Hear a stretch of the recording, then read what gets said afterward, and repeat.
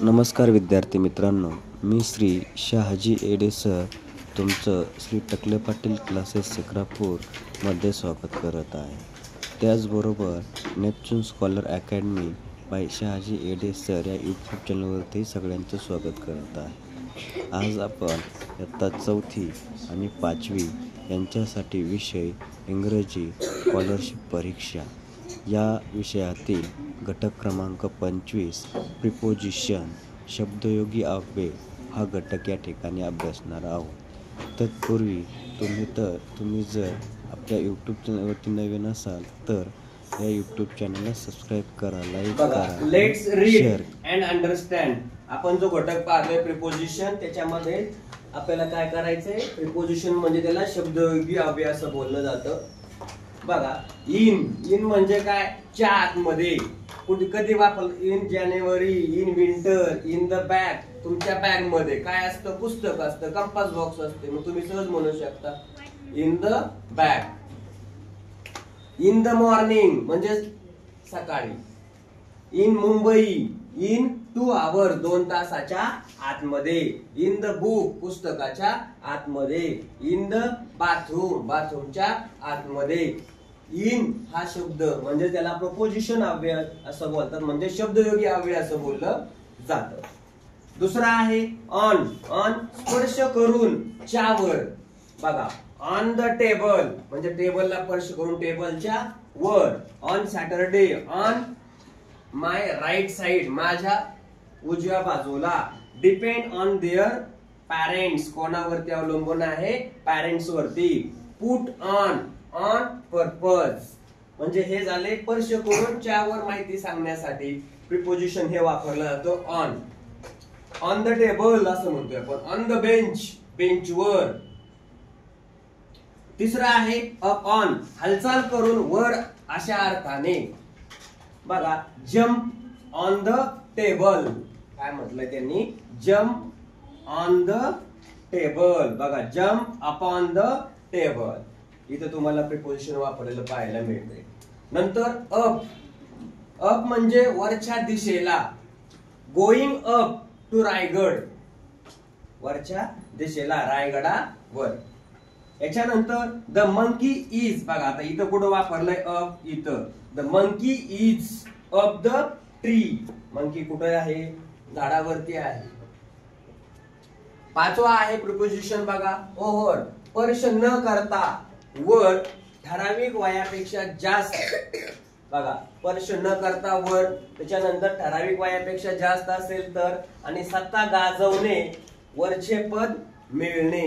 वरचे पद मिळणे म्हणजे मुख्यमंत्री होणे, पंतप्रधान होणे, राष्ट्रपती होणे. आता बघा, the sky is over. Sky is over our heads. Sky कुठे? आपल्या डोक्याच्या वर आहे. Over a 60 years old. The teacher had power over his student. Ram is placed over him. हे झालं पाचवं प्रिपोजिशन. सहावं बिटवीन. दोन व्यक्तीच्या मध्ये जर तुम्हाला काही माहिती सांगायची असेल तर आपल्याला बिटवीन हे प्रपोजिशन काय करता येतं? वापरता येतं. उदाहरणार्थ बघा, bus is standing between A and C. Ram is sitting between Ramesh and Ganesh असंही म्हणू शकतो. तसंच bus is standing between A and C. Bus दोघांच्या मध्ये, आणि सी च्या मध्ये काय आहे? स्टँडिंग आहे, उभी राहिलेली आहे. हे झालं कशासाठी? बिटवीन. याच्यासाठी प्रपोजिशन. म्हणजे फक्त तुम्ही डोक्यात काय ठेवायचे? हे जे शब्द आलेले आहेत क्वेश्चन मध्ये, त्यांना आपण काय म्हणतो? प्रिपोजिशन असं बोललं जातं.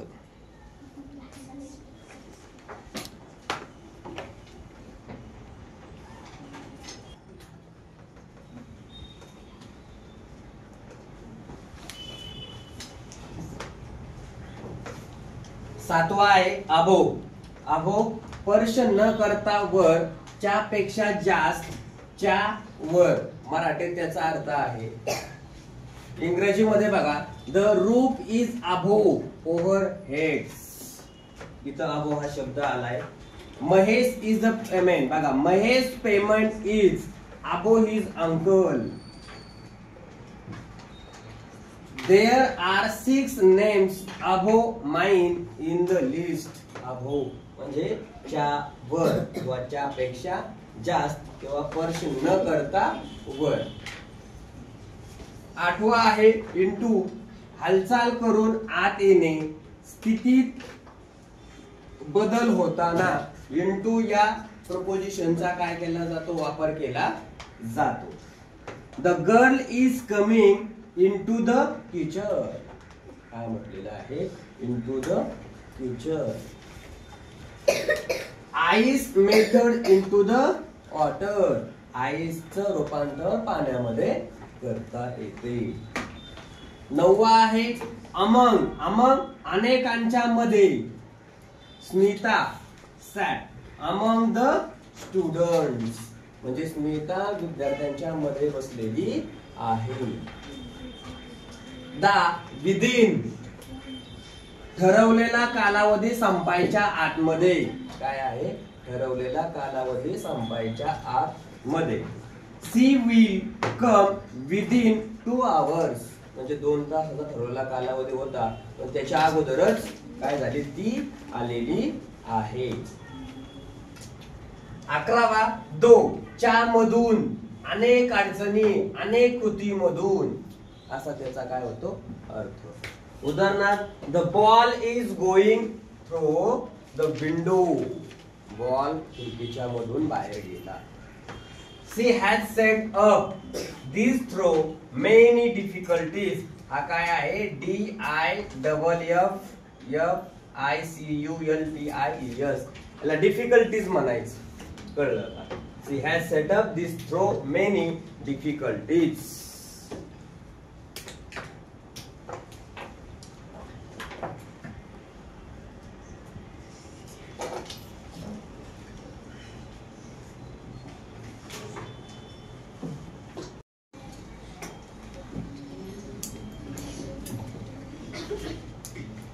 बारावा घटक आहे at.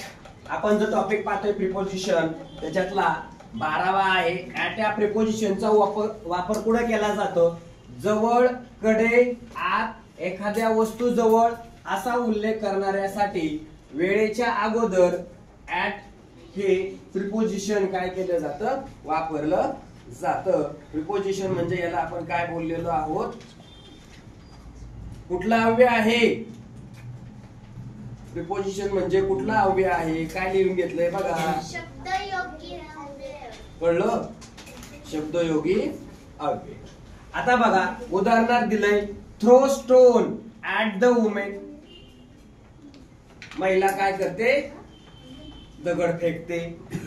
Rashmi is at the bank. Rashmi कुठं आहे, ऍट द बँक, च्या आतमध्ये, बँकेच्या जवळ आहे. Radha meet me at my school. At हे प्रिपोजिशन झालं. I go to the bed. I go to bed at 10 o'clock. At preposition झालं. बाय, बाय 13वा आहे. बाय कडून जवळ, ने, एखाद्या वस्तू जवळ, याच्यासाठी बायचा वापर केला जातो. Sameer stands by the gas. Sameer कुठे उभा आहे, गॅसच्या जवळ उभा आहे. म्हणून बाय हे प्रिपोजिशन वापरलं गेलं. पॅसिव्ह वाईज करताना, ऍक्टिव्ह वाईजचं पॅसिव्ह वाईज करताना तुम्ही मराठीमध्ये कर्तरी प्रयोग, कर्मणी प्रयोग जे आहेत हे पाहणार आहात.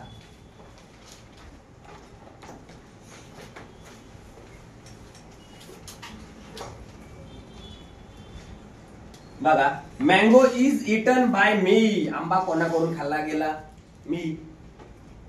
म्हणून बाय. वाहनाच्या नावा अगोदर, बघा जे वाहन दिलेले असतील त्या वाहनांच्या नावा अगोदर. I go to school by bus. मी शाळेला कुठून जातो, बसनं.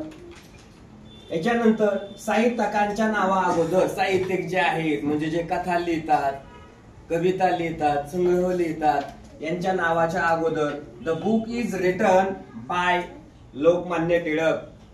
कोणी लिहिलेलं पुस्तक आहे, लोकमान्य टिळक यांनी. म्हणून काय, कोणता शब्द वापरला इथं, प्रिपोजिशन बाय हे प्रिपोजिशन वापरलेलं आहे. याच्यानंतर 14वा आहे टू. हे प्रिपोजिशन कधी वापरलं जातं बघा, एखाद्या ठिकाणाकडे जाताना.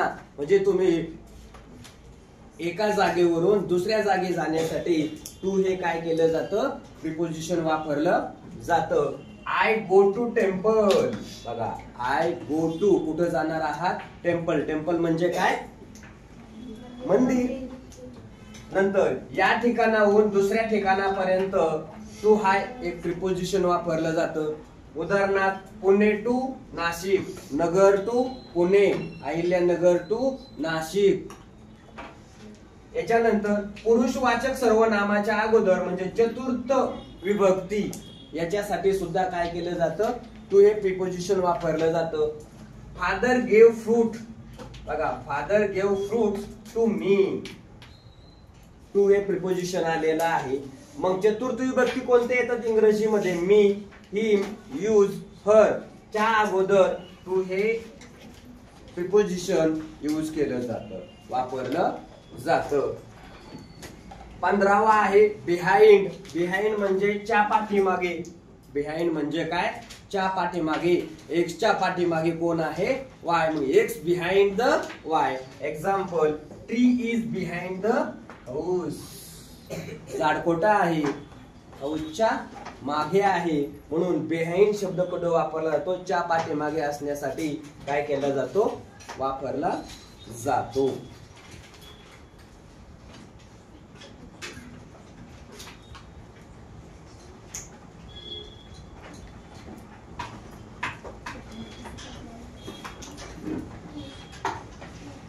सोळावा घटक आहे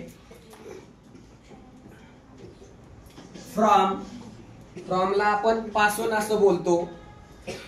एखाद्या ठिकाणापासून. Mother is coming from Pune. Mother is coming from Pune म्हणजे पासून. आजाराने त्रास होत असेल तर फ्रॉम हे प्रिपोजिशन यूज केलं जातं. I am suffering from stomach H किंवा एक म्हणजे काय, पोटामध्ये प्रॉब्लेम क्रिएट होत आहे. नंतर या वेळेपासून फ्रॉम 10 AM टू 11 AM. हे बघा, फ्रॉम 10 पासून 11 पर्यंत. 17वा आहे टुवर्ड्स. च्या दिशेने. टुवर्ड्स म्हणजे काय, च्या दिशेने. गो 200 meters टुवर्ड्स द बँक म्हणजे काय, 200 मीटर अंतरावरती कोण आहे, बँक. ऑन टू हालचाल करून. काय, ऑन टू हालचाल करून. Jump on to the bed. Jump on to the bed. 19 out of. Out of वाहनांमधून. Get out. बघा, get out of bus. Bus मधून गेट आउट. तसं आउट ऑफ म्हणजे बसच्या मधून. आता याच्या व्यतिरिक्त इतर काही प्रिपोजिशन आहेत आणि त्या प्रिपोजिशनचा अर्थ या ठिकाणी दिलेला आहे. म्हणजे हे कुठं वापरले जाऊ शकतात हे दिलेले सर्व प्रिपोजिशन तुमचे पाठ झाले पाहिजे. पहिलं बिसाइड. बिसाइड म्हणजे बिसाइड बाजूला. बिसाइड्स शिवाय. काय म्हटलेलं आहे, बिसाइड्स शिवाय. विथ च्या बरोबर. विदाउट च्या शिवाय. सिन्स तेव्हापासून. अंडर च्या खाली. फॉर च्या साठी. ठराविक काळासाठी. फॉर हे प्रिपोजिशन यूज केलं जातं. अक्रॉस च्या पलीकडे. बियॉन्ड पलीकडे. अबाउट च्या बाजूने. अगेन्स्ट च्या विरुद्ध. नियर च्या जवळ आणि बिलो याचा अर्थ च्या खाली. म्हणजे हे काय केलेले आहेत, इतर काही प्रिपोजिशन दिलेले आहेत आणि त्यांचा मराठीमधून अर्थ दिलेला आहे.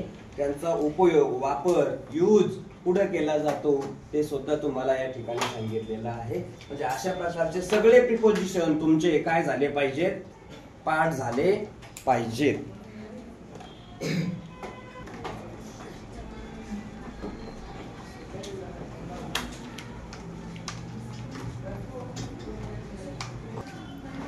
बघा प्रिपोजिशन या टॉपिकवर आधारित आपण एक्झाम्पल पाहतोय.